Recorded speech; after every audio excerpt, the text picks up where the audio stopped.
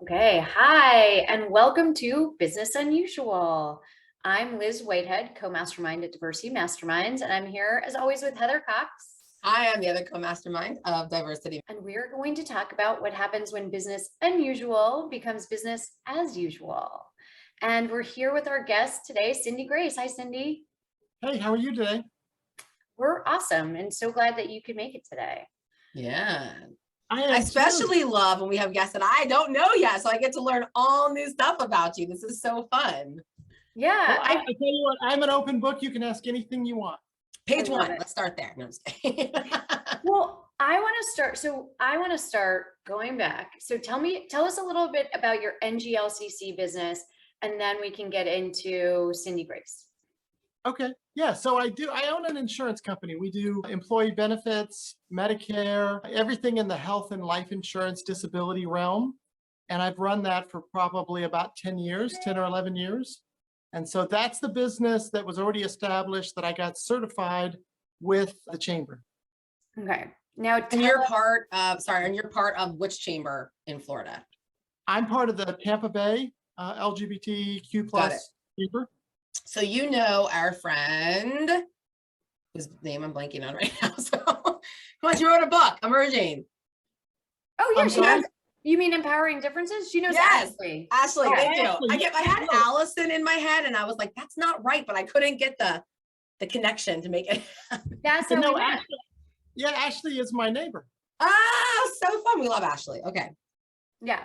So that's how we met. And now when I met you, you are also transitioning into a new business. So why don't you tell us about that business? Yeah. So fortunately, as happens in insurance, it kind of can run on its own with just a little bit of customer service. Nice. So I'm not too aggressively looking for new clients. I'm not saying I don't take them, but I'm not aggressively out there looking for them.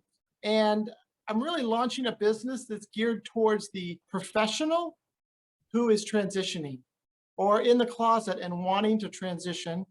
And specifically those professionals who really have made something of their life. I like to say they're very career focused, upwardly mobile.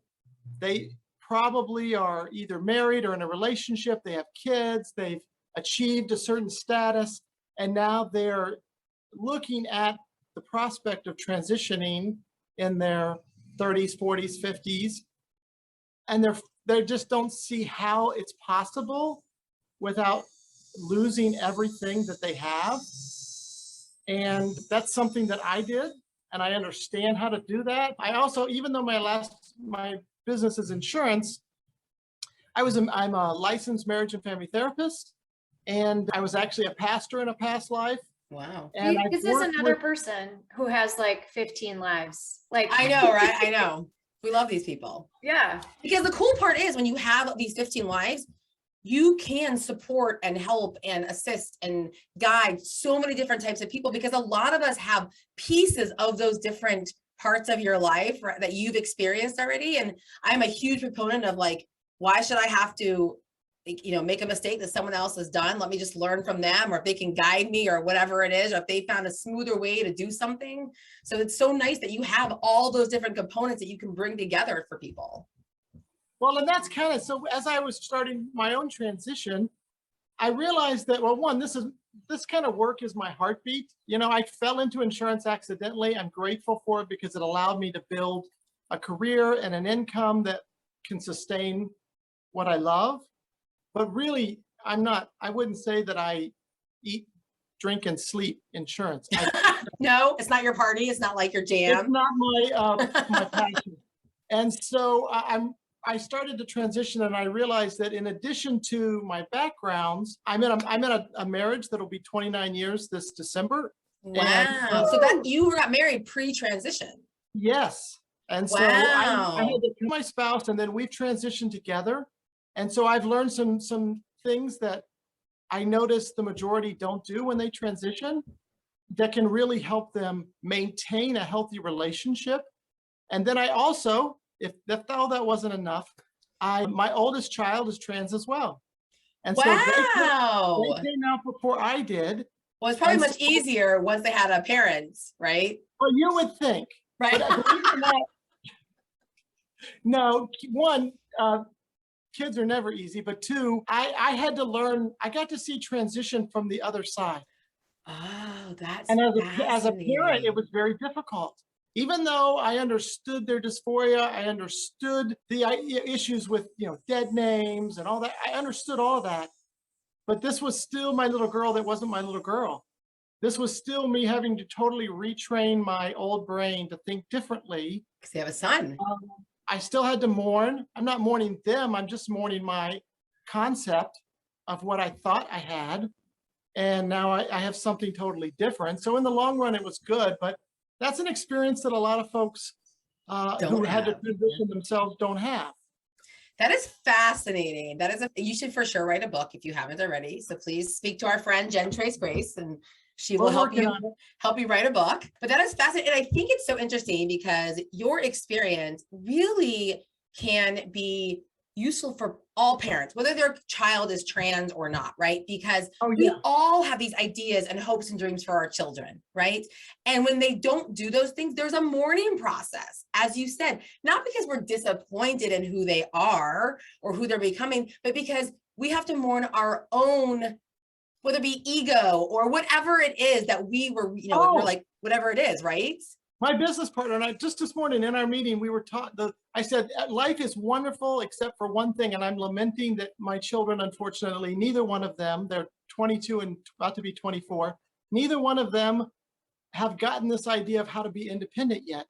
And it's driving me crazy. And they both are on the autism spectrum and they both have anxiety. And we said, we need a book that's like, how do you parent children with anxiety, which is a big deal these days. Mm-hmm. And I go, I have no clue. I could write a book on what not to do. I know, But right? I don't have any answers there, unfortunately. But you're right, so dealing with all of those things. But I had to lose it. I like to say, your kids usually do not turn out even remotely like you think they're going to when they're 8. When they're 8, you're thinking, oh, this is going to happen, and they're going to go to college, and they're going to do this, and oh, they have all these skills and passions, and then all of a sudden they're 18, and you realize none of that is happening, and they're light years away from it. Wow. Well, it's so funny. So Liz is like stage 1 right now because she has little ones. I'm in the middle because I have like 4 to 13 in my house. Okay, and then you have, right? So we're like, and I also have the ASD, the anxiety in my house also. I don't think Liz is old enough to know this yet. So hopefully they won't, right? But yeah, no, we totally are. Okay, so before we go off, because Cindi and I have a lot in common, and I will just take this train off the rails and we will just be talking about whatever. It'll be a parenting podcast. Yeah, and so Cindi, I hope you're going to NGLCC because we are having drinks there for sure. Because we have got to chat. I'm gonna love hanging out with you. So Liz, can we ask some real business questions now to Cindi? Yeah. So yeah, before it becomes a parenting podcast, which also I would love. I love going to school on parents of older kids. Totally. I think it's wonderful. But I want you to get into your differentiator. This is one of me and Heather's favorite topics with business owners, because when we talked, you said, what do the typical transition specialists do, and how do you do it differently? Okay, wait, before you answer that question, I want to clarify something. When you work with companies that are transitioning, is it because the individual is transitioning from male to female or female to male, or is it they're transitioning what their business is doing? Oh, good question. Great question. And my focus is what you would call, I hate calling it gender transition. I like to call it physical or social transition, but yeah, that's my focus, because what I see mostly in the arena is one of two, mostly within the business world, it's focused on the business, not the individual. So it's focused on helping the business be more inclusive, more diverse. Yes. How do you deal with your person who's transitioning? I think that's wonderful. My focus is more on how do I help your key employee transition with excellence rather than just survive it? How do I help them, not only, if they transition well, they're going to not only represent themselves better for everybody, but they're going to represent the company better.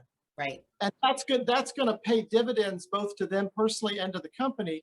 So my focus is really the individual, both within corporate America, but even entrepreneurs, business owners. I just had a wonderful conversation with a wonderful financial planner who is, just kind of looking at what's it going to look like when I transition and with my clients. And so those are the kind of things that I noticed there was a real gap in. And I also noticed that the more you have in life, so the more successful you've been, the harder it is to transition because Interesting. there's so much to lose. And unfortunately, within the community, the trans community, I've noticed this whispering of, oh, well, if you have money or if you have resources, it should be just easy to transition, which is so not true because you are scared to death of losing everything that you've built up. And that you were talking earlier about having to rethink your ego and your identity. Mhm. You have so much attached to that identity and that ego. And even though you want to transition, you're going to lose that. And so that's going to come into play. That's why for a lot of folks, I talk about, yes, we want to help you with the physical and the social, but there's actually the mental, emotional, and spiritual that play a much bigger role than people think in transitioning well. That's fascinating. Cool. Let me ask you a question. Now, this is a little bit kind of like, it's exactly on topic of what you're talking about, but because you just said, right, people assume that if you have money and privilege and everything else, and it's much easier to transition. So now this is hearsay, obviously, because I'm not part of the trans community, right? But one of the things I heard a lot of grumblings about and complaining about a few years ago was when Caitlyn Jenner transitioned, that she wasn't representative of the trans community and people were not a fan. The trans community, not a fan. Again, it's hearsay. I don't know the facts, the statistics, the metrics, but it was because she had all this privilege and money and she could have a hairstylist and a makeup artist and she never had to go through all those hard times that are so prevalent in the trans community, whether it be, you know, homelessness or, you know, everything else that goes along with it. And so do you think that she's just an anomaly, or do you think that depending on where your privilege is, it makes a difference? You know, every segment has its own issues. Okay. And I think it's wrong when we think, oh, well, they don't have problems. Yes, they do. They're different than your problems. Interesting. And, Okay. but they're just as painful. They're just as they create just as much fear as what yours are. Yours might be maybe higher or lower on the, what is it, Maslow's scale of hierarchy, right? Hierarchy, yeah. Your needs. Yeah. But it doesn't mean that it's less hard. And I even think of Caitlyn. Now, obviously, there's those with resources, and then there's those with resources. Right? But you know, she has had to deal. We all know. I mean, listen, I don't know Caitlyn personally. Right. I do know that before, during, and after her transition, she's definitely ego driven. I don't think that's a secret. No. Well, guess what? I can't imagine the fear with you could lose everything that she had been building and working, and she has lost a lot of things, maybe not financially, and she's done a good job of pivoting and turning it to benefit her. And I know there's those who go, yeah, but she should do this or she should do that. I'm not going to get into that fight. Right. But there's a lot of people who aren't at her level, and they make a good living. They're middle class. They live in the suburbs, yada, yada, yada. Right. And yes, being able to afford laser or electrolysis without sweating is easier. However, I'm not really dealing with the physical stuff as much as Interesting. the mental, how you have to retrain your brain to rethink yourself. And this isn't just a transition that's appeared to be gender. This isn't any kind of major transition. So I've transitioned my career several times. I've transitioned from living in Florida to California to Ohio to back to Florida. Wow. When you make those kind of transitions, you have to totally rethink how you go about life. And if you don't, you won't do it very well. And it's really no different than when we transition.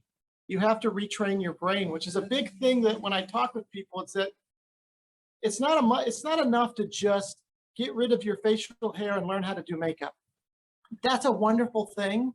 It's important, the makeup. Yeah, it's important, but to me, it's a privilege. It was a joy to figure that stuff out because you wanted to do it your whole life, and now you finally can. But there's much bigger things that come into play. There's the emotional stuff. I actually just did a video yesterday on what I call the fear of authenticity. When we finally start being authentic, but we've been inauthentic for so many years that the default of our subconscious is that if we're not feeling inauthentic, something's not right. We get so used to it. And then all of a sudden life is going good. I had this moment earlier this week where I'm like, life is good. And You I've, brace I've yourself.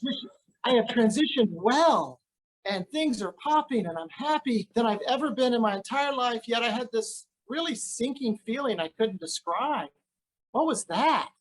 And if I let myself kind of spiral into this bad feeling, it could take me to some really bad places. But instead, I recognize that no, that's just my subconscious going, are you sure you're supposed to feel this good? I know. I think Right? it's like, I think it's like pop culture tells us that we shouldn't feel good, that we should always have something, right? Yes. And I don't believe that for a moment. No, I also but don't so ingrained, right? It's like the same thing that it tells us that a woman has to look like this and a woman has to do that. And so some women are like that and they appreciate it, but not all of them. And it makes you feel bad if you don't then, because it's so prevalent in front of us all the time. Oh, I agree. And I tell people all the time, I go, within the community, you're going to hear all these woe is me negative stories. And I go, I don't believe that for a second. I believe you can make those choices and you can have a really bad experience. I go, but you can actually have an amazing experience, which is the crux of the new business, is I want to teach people how to thrive in their transition rather than just survive it, which I think is the default. I just got to get through this. I've got to do it. I'm going to kill myself if I don't. I have to survive. And the neighbor's going to start up the lawnmower the moment we start. And that's exactly what happened. So I'm glad you can't hear it. Yeah. I'll ignore it. But yeah, that's the crux of the company, is to say, the more professionals, people who are visual in their communities, in their community groups, and in their businesses that transition well and are a positive example, the better that's going to be for everybody from the bottom to the top. We don't need just Caitlyn Jenners that are doing their crazy stuff up at the top.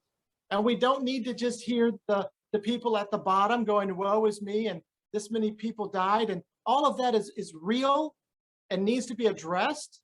But I think we need more people who are right there in the middle or upper middle who are going, you know what, we're the president of Rotary and we transitioned. Absolutely. You know, we're the vice president of acquisitions and we have transitioned successfully. So that's kind of my heartbeat, is to go, I want to, first of all, reach those folks all over the world and let them know, hey, you can do this well. You don't need to be scared. You will be scared, but there is actually a map. There is a way to get through this jungle and make it into a paradise. Oh, that's so nice. You said a couple of our buzzwords on Business Unusual. You said pivot and thriving, not just surviving. So, because we talk about we started this when COVID started, like what are people doing in their business? So how has that affected you in terms of launching this, running your business and then launching this new business as well?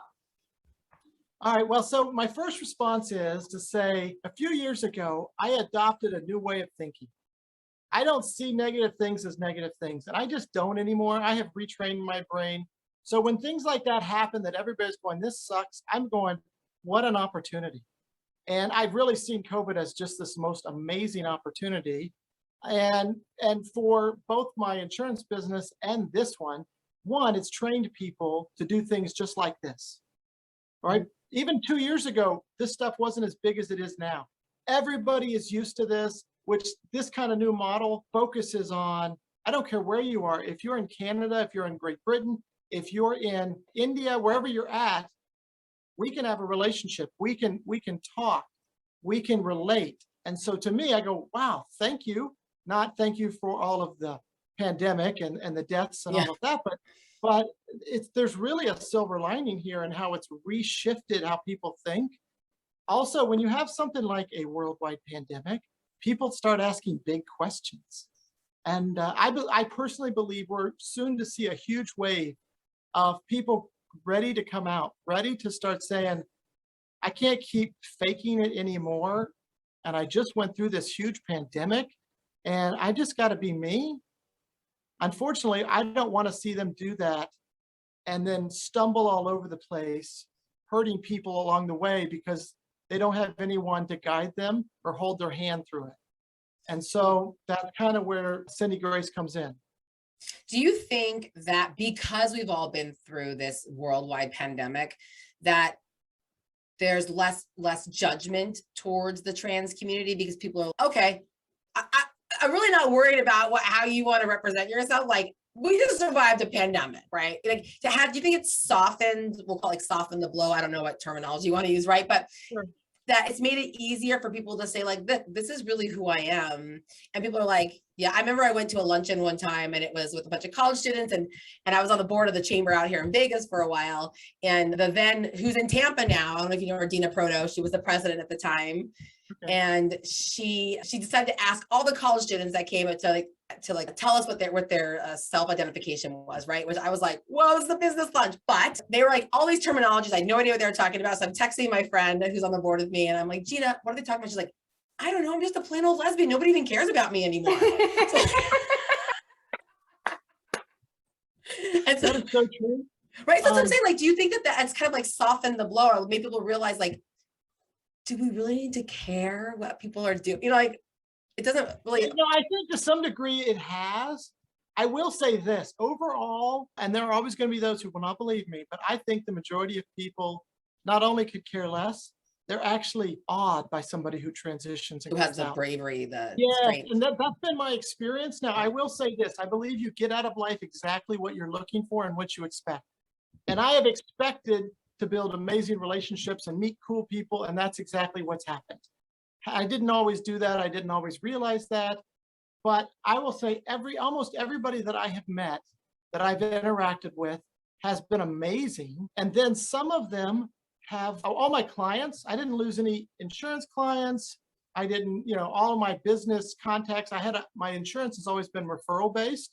All of my referral partners, even the ones that I thought would look at me very suspect, very conservative, Republican kind of, no, they like immediately, they would admit, I don't understand this, but I support you because we had that relationship, except for my parents and my in-laws, they are not, but they're too close to it, right? It's kind of like you said, they didn't give themselves, they're a different generation. They didn't give themselves a chance to mourn. Exactly. But so I think overall, I think people now is the time to come out and going forward. And I like to say that, we're seeing all these kids today, right, that are starting to transition. I know a ton of them. And I'm so happy, I'm so proud of their parents or their grandparents that I've interacted with who just want to love them and accept them and help them be authentic. I go, that is the most beautiful thing that I can ever imagine happening. But it's happening because there's information. One, we realize that this isn't a choice. Same thing happened with the gay and lesbian community when people started realizing that these aren't just freaks over here. And I'm pointing to my partner here who happens to be a lesbian. You're not a freak. Because nobody cares. You're just a plain old lesbian now. But we go, this isn't a choice. You're born this way. And as science has finally caught up and we're beginning to realize this with people who are trans and have dysphoria, people are like going, okay, it's time for me to come out. And I think we're about to see a huge press. I don't even think the wave's pressed it yet, of the people that are in the closet going, I've got to be authentic. I love that. So all these people that are, thinking about this, they want to come out, how do they get in touch with you? How should they find you so they can do it successfully? Well, to start with, they can go to cindigracemiller.com. Okay. And I'll apologize right now. We were just having this conversation this morning. I go, we haven't officially launched. We're working so hard to get all the content ready and created. There is a website. There are some things there. We're working every day to put it up there. So I feel like somebody who's about to have a huge party, but I haven't finished cleaning and I've got my makeup on, but I haven't put my new clothes on yet. And people are showing up. And that's actually been happening. Liz and I have a saying that we like to say that we've taken from our friend Allison Maslin that says, if you're not embarrassed by the first thing you put out, you waited too long to put it out. That's probably true. And I am somebody who likes, I go, when you see me, you better just be in awe because I've got it all, and I know that can't happen. So, but they can go to cindigracemiller.com. They can email me at info@cindigracemiller.com. And we would love to connect with them. And so one of the things that we're going to have, just so that if anybody's listening and they're interested, we're going to have different club levels. So I wanted to design this so that people could come in on their terms rather than they just had to sign up for expensive coaching or just had to go to some program.